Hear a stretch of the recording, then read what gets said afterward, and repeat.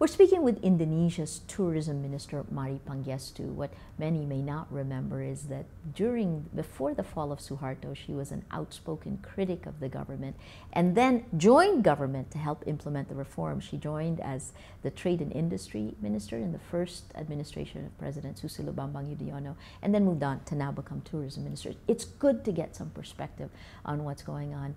Ibu Mari, what is at stake in these elections? Well, just to consolidate the process of democracy, and this will be the third direct elections for direct presidential elections, and each one has been different. Actually, this is the first time we're having only two candidates, and we just hope that it is going to be once again a peaceful process, and whoever wins and whoever loses, and especially the loser, I suppose, would be a good loser.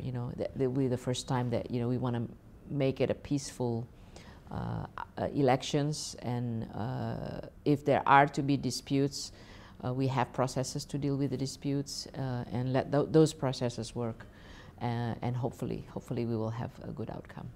Well, what's the choice for Indonesians? What are they looking for now? Oh, I don't know. I think that one's a difficult question to answer. But I would say that in general, most Indonesians want continued economic development. They want better life. They want to make sure that there are jobs, and a number of issues that have defined the debate include food security, energy security, just having a better life, I think, but ensuring continued openness, democracy, and the way Indonesia, the strengths of Indonesia, which is tolerance, pluralism. I would say by and large most Indonesians still want that. The army chief talked about the possibility of violence. Can violence happen again? Well, we have to always anticipate and not be complacent, of course. But we would think that Indonesia has matured beyond resorting to violence or chaos as a means to achieve outcomes. I think if we experience the last few months of the presidential campaign, I would say that as an Indonesian, I'm quite proud of the process. Okay, as is with all political campaigns, there is black campaign, there is negative campaign, but because we have openness now, the press, the people can speak out their mind. Most of it gets immediately responded to, and in some cases also. There is a legal recourse to the black campaign or to the use of non-legal means, right? So I think we have gone some way, but whether or not there is this potential, obviously we have to be on guard. But I would hope that the Indonesian people are beyond that, and if there is some elements that are still trying to use this, hopefully there's enough people that want to counter that and do not want that to happen, so that it is prevented from happening. It's been 16 years since we were talking extensively, since the fall of Suharto, and yet there still seem to be these ghosts of the past. You still have Suharto and Megawati, who's very much the leader of the party that has Jokowi as the standard bearer. How do you look at the evolution of Indonesia's democracy? Well, I think we are, in a way, paying for many years of lack of space for young leadership to emerge. And of course, what you can observe already, interestingly, is that the new potential leadership is coming through from those who have governed in the regions. Yeah, a number of the good leadership that we are seeing around are coming from those who have experienced being governors or being mayors. Yeah. And so maybe we are just it's just a question of time. Maybe in another 5 years we will see another breed of young leadership, new leadership I should say, come out of the system. They are not quite there yet, but we are already seeing it, including with the figure of Jokowi, obviously. who doesn't come from pre-98 days. So I think we just have to be patient with the process, and I do think most Indonesians believe that there has to be regeneration and new leadership, but it will take time and experience. Yeah. So after the fall of Suharto, you decided to join government. I mean, what has this been like in the last decade? What have you learned in this time period? That reforms are not easy. Well, because if you think about it, in '98, many of us who ended up in government, we came from the pro-reform movement, including the president. If you recall, I mean, a lot of people forget this. Yeah. This is why people should actually reflect where we have come from to know where we want to go. Because most people think, that no reforms have been done. People forgot what we went through, pre-98, and that most of us came from a pro-reform movement, wanting change, and then 6 years after '98, a number of us were given the opportunity to implement the reforms that we had all believed in. And I would say, by and large, okay, we didn't achieve 100% of what we thought we should do, but whether it's 10% or 30% or 40%, I think we have achieved a number of reforms in a number of areas. Of course, there's still a lot of homework to be done. And we have also, I think, matured in the process of democracy. And that's what we also all fought very hard for pre-98. So I think moving forward, it's not about, we have to reform, we have to change. It's continuing the change and deepening the institutional reforms so that you don't ever go back to the dark days. Yeah, we should never let that happen again, and that the reform agenda is still not completed, and we should recognize the areas of reforms that still need to be addressed. And I think reforms take time. I think what I've learned is that changing the law is the easiest part. Changing the laws and the regulations is the easiest part, but implementing it as it turns out, realistically speaking, takes time, because you have to change institutions, and the hardest thing to change is the people's mindset and the people's capacity and belief to commitment to want to change. So I think our biggest challenge ahead is really the implementation of the reforms that have already been done, and then identifying, completing the reforms, and then changing the people's mindset. And bureaucratic reform is probably at the base of all that. Yeah. Jokowi's camp said that they didn't go into alliances with parties like Golkar because they wanted to stay true to the principles of why they're doing this. I mean, you know this from firsthand experience. Where do you draw the balance between idealism and pragmatism or real politics? Doesn't Jokowi need political parties to win? I think you have to strike the right balance. You can't have pure idealism, and that's one of the things I also learned 10 years in government. I came in at least, because I had never been in government, with a very idealistic mindset and agenda. And then you quickly learn that you just can't implement a lot of things for many reasons: political, institutional, human resources constraints. So then you become more realistic. But you still try to take small steps without losing the end goal. I think that's the way, if you talk about practically speaking, how to balance between the politics and the idealism. I think we should never lose our idealism and our vision, but we should also be realistic about it. And we should be thinking about, and we can't, achieve everything. Say you have a 5-year term. You can't achieve everything you want to achieve in the 5-year term. So you have to prioritize. You have to prioritize one or two things, and hope that within the government, as well as, most importantly, outside of the government, there will be enough people who want to continue the change.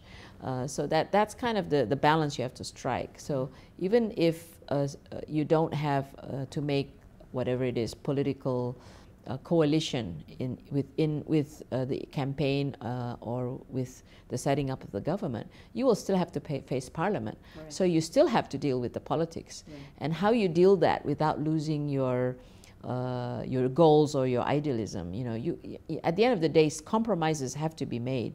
That is the reality. But how do you make sure that you know, economists have a nice term for this. If you can't have the first best solution, you go for the second best. Sometimes you have to go for the third best. But as long as you don't forget what was the first best, and that you know, the second best is still outlining a path towards the first best, then you have to live with that, yeah, and make the necessary balances, and making sure that, I think at the end of the day, what we all try to do, myself and a number of us who are professionals, yes, with a pro-reform agenda, we try to institutionalize the reforms so that it's, nothing is set in stone, obviously. Laws can be changed, but if you build in enough institutionalization so that the institution itself doesn't want to revert, or you build up enough public education so that the public is the one who will resist any change, then you have a better chance of your reform sticking. Yeah? And I think this is going to be the challenge, actually, for a lot of governments, not just Indonesia. Right. How to really, what is the political economy of reforms in a democracy? Yeah? It's a lot of governments are facing this challenge. Great frustration in the second part of President Yudhoyono's government in terms of the pace of reforms.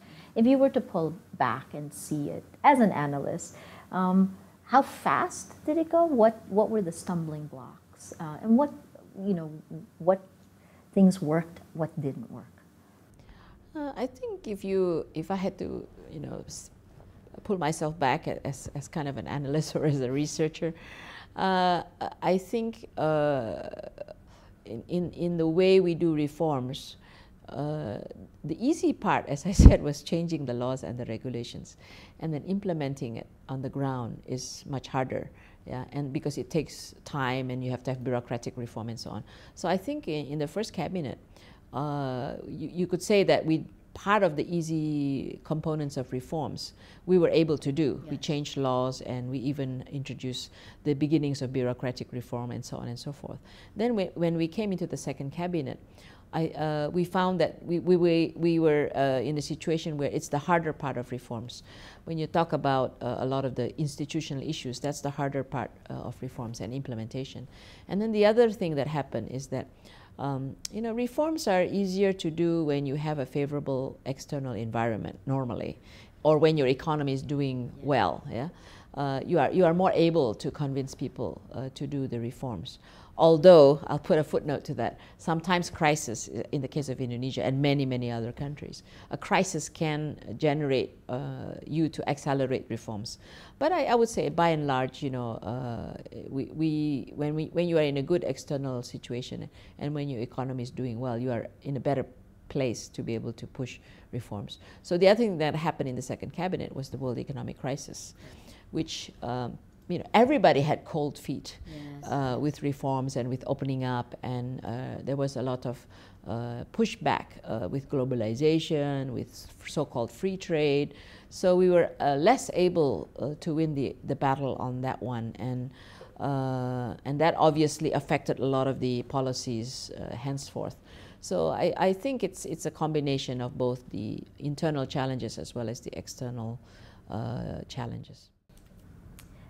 What are the challenges ahead? If you look at the growth in the last 10 years, 8 years, it's been commodity-based driven, and also low-cost labor. Yeah. But going forward, we have to diversify the structure of our economy, and find new ways to compete, yeah, to new ways of growth and competitiveness, and that requires you to diversify out of primary resources, primary commodities, increase value added, and that must mean productivity increases. It can't just be based on increasing capital or increasing labor anymore. And that's the big challenge, because that's a medium-term challenge. Mm-hmm. Meanwhile, commodity prices are not likely to strengthen anytime soon. They look they're going to be soft for a while. Demand from huge demand from China and India, which also propelled commodity boom-based development in the last 10 years, is also likely to taper off. It's not going to disappear, but the rate of growth is going to go down. So you have to find new sources of growth. You have to be, and then the whole world, the way the world is exchanging goods and services is also changed completely. It's the global value chain. So where are you going to be in the global value chain? You know, you can't produce everything in your country, even if you have a large market. You know, so you have to know which part of the value chain, including services. Yes. I think we don't often talk enough about the importance of efficient services as an input to being competitive, whether it's education services, health services, transportation, logistics services. Transportation and logistics are the big challenge for Indonesia. All the studies show that our lack of competitiveness is because of the infrastructure bottlenecks and the logistics bottlenecks. Traffic. Yeah, traffic, and just getting people, getting goods to move efficiently and effectively and telecommunications even. Yeah, so these are the big challenges for the incoming government. Not to mention food and energy security. Yeah. And where do you see Indonesia in the global value chain? Well, right now we are more on the low end of manufacturing, and more in the low end also in the production process, so the more labor-intensive process. A study done by the World Bank about 2 years ago comparing the input of services, for instance, in production of domestic goods as well as for exports, shows that Indonesia has about only 13% of input of services compared to China of 30%, which is showing that we are not getting the kind of the design part or the R&D part of the value chain. That's basically what it's showing. So this is where we need to increase the efficiency in services and the productivity of our labor. You're sending everything out to get processed. Yeah. So and we're only doing mainly the assembling or the OEM type of production, which we need to upgrade. So if the analogy would be, we don't want to just export garments for Calvin Klein and we're just doing the sewing here. Yeah. What we want to do is export fashion, right, which has the design component, exactly, or even the brand component, because that's where the higher value added comes in, and that's where the higher value added is based on higher productivity, higher value added in it. And so this is the big challenge for us, and that's really the investment in human resources and allowing a conducive environment for creative industries to grow is part of the challenge ahead. We've been talking, in 1998 we were talking fuel subsidies, and you're still talking fuel subsidies, and this is connected to everything, to transportation, to the infrastructure. It's taking so much of Indonesia's budget. Why hasn't it been changed? This is the nice part to ask that question as coming back in, but Indonesia continued to subsidize fuel. Why wasn't it changed? What will happen now? Both candidates say that they plan to change it. Well, I think why wasn't it changed? There are various reasons. Part of it political, part of it just the processes we're not there to really push for it. I think like if you look ahead, basically it will have to be restructured. The structure of the budget will have to be restructured, because the budget situation right now is constraining whoever's going to be in government to a very limited fiscal policy space to be able to do much, including the very urgent infrastructure needs. So a more sensible and effective subsidy scheme, whether it's for fuel, for agriculture, and all the other subsidies that are still in the budget, need to be addressed. And I think both sides have said that they will do something about the fuel subsidies, and maybe it's not next year they will remove all the subsidy, but it will be in a staged process. And it is really about changing the use of the funding that is used for fuel to something which is more urgent or more effectively used, whether it's infrastructure, whether it's for education already has 20%, or whether it's for health, or whether it's for improving people's welfare. In terms of budget surplus and budget debt, again, that seems to be one of the things Indonesia is going to have to worry about. Is it? I would say so, yeah, because I mean, it's not just about the fuel subsidy. Obviously, the debt seems to have in this government, and this year it seems like it's also something that needs to be held back. Is that this is my not the foreign debt, because we've reduced the foreign debt. It's more the government debt. So it's the the issuance of bonds and so on. But more importantly, I would say is the revenue side, which is from taxes. Intensification and extensification of revenue from tax is still something which needs to be addressed, besides the more effective use of the funds on the expenditure side. Morgan Stanley, Deutsche Bank, a lot of other investors are saying that if Prabowo wins, that there will be capital flight. I think investors will adopt a wait-and-see attitude. I think businesses and investors are basically realistic animals, and they will review the situation as it develops. And I would say, I think whoever is in government will have difficulties, as we just talked about, including implementing reforms. But at the same time, because of international commitments as well as the reforms that have already been undertaken and institutionalized, whether it's on the economic side, political side, or governance side, it's very hard to reverse. So I think if we are scared that you're going to have a total reversal, you're going to have nationalization, I don't think it can happen.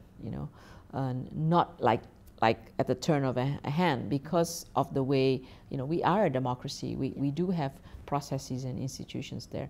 So while there will be imperfections, I don't think I do not foresee that we can reverse everything or too much. Yeah. Last two questions. In terms of ASEAN now, you're looking at an ASEAN community in 2015. Is Indonesia ready for it? Will Indonesia open up for it? Indonesia is the leader of ASEAN and founder. Where Indonesia goes, the rest of ASEAN goes. How open is Indonesia now to integrating?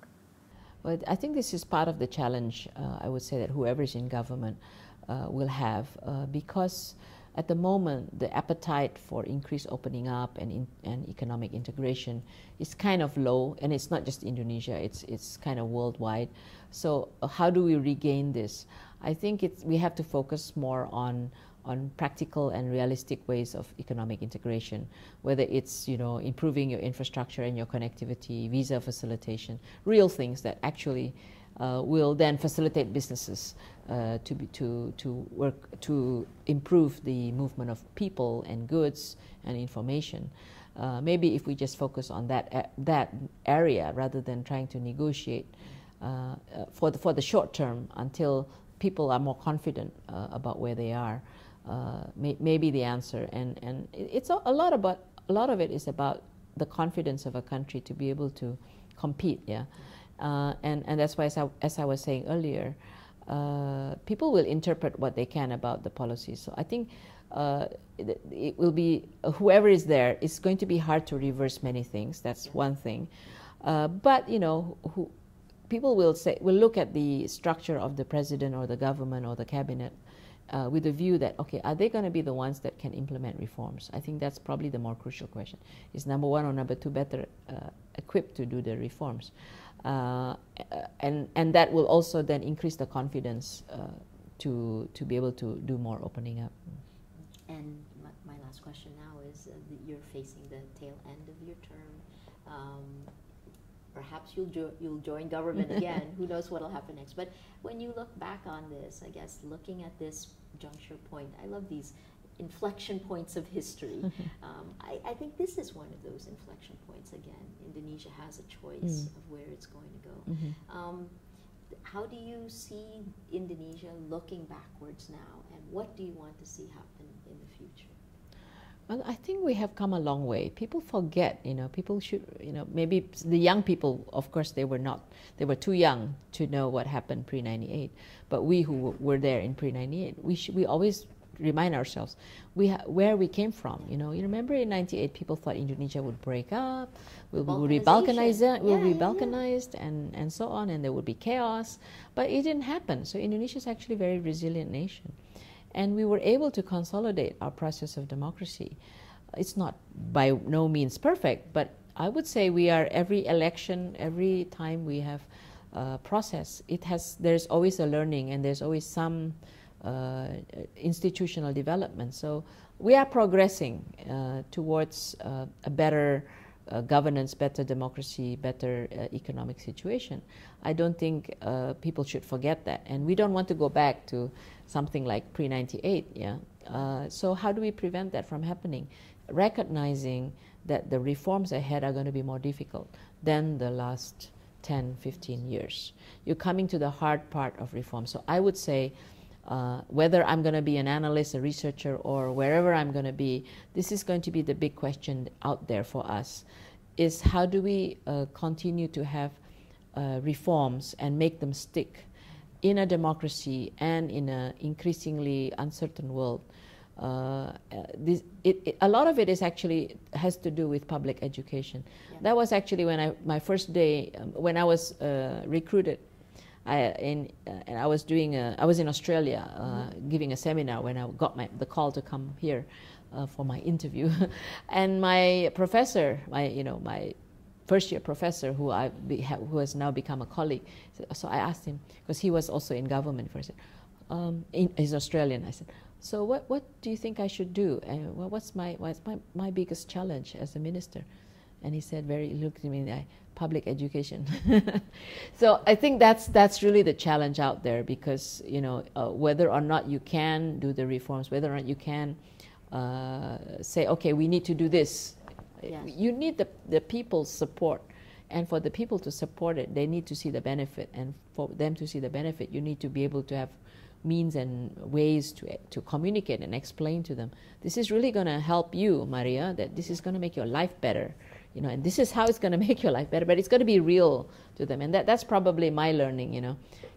Don't give them the GDP numbers. According to the model, GDP is going to grow by this much, and it's going to benefit people's welfare by X billion rupiah. Where's my part in it?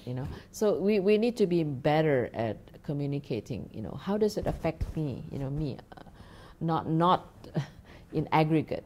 And that's where the challenge is going to be ahead. And I would hope that we get better at it. Otherwise, to your earlier question, we will not get that right balance between the idealism and the reforms that we need to do and the political reality, because the political noise, the political reality is going to be so much noisier than this, right? Yeah. So you need to be able to know how to balance that and still achieve progress in the reforms. And I still believe we can.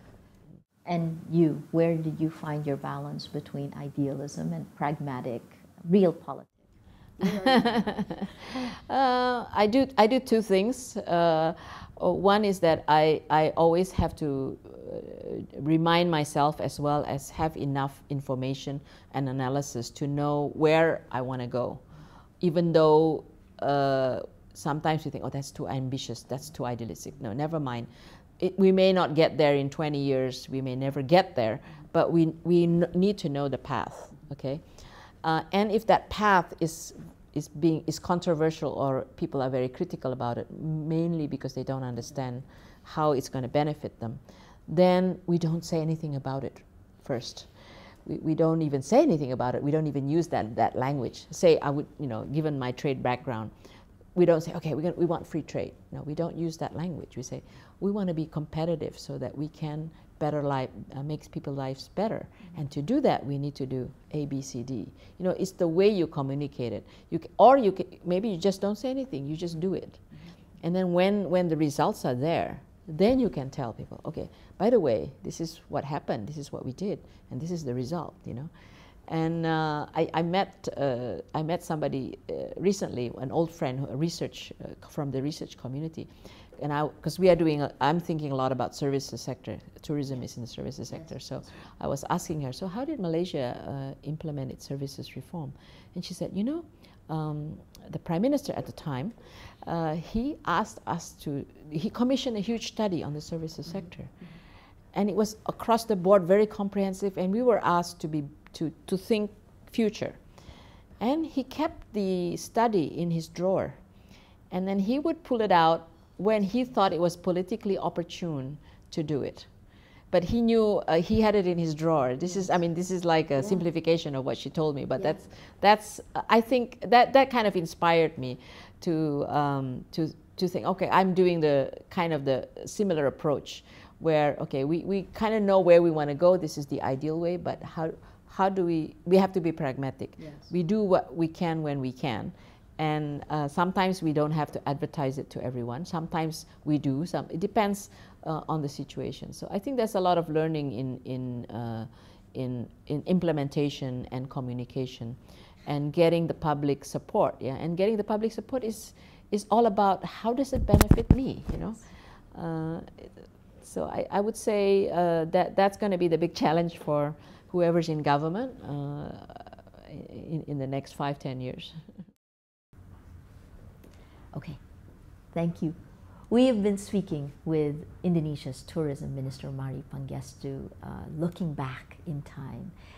Indonesia is at a critical moment as about 190 million registered voters go to vote on Wednesday. Which path will it take? That's what we want to see. I'm Maria Ressa. Thank you for joining us.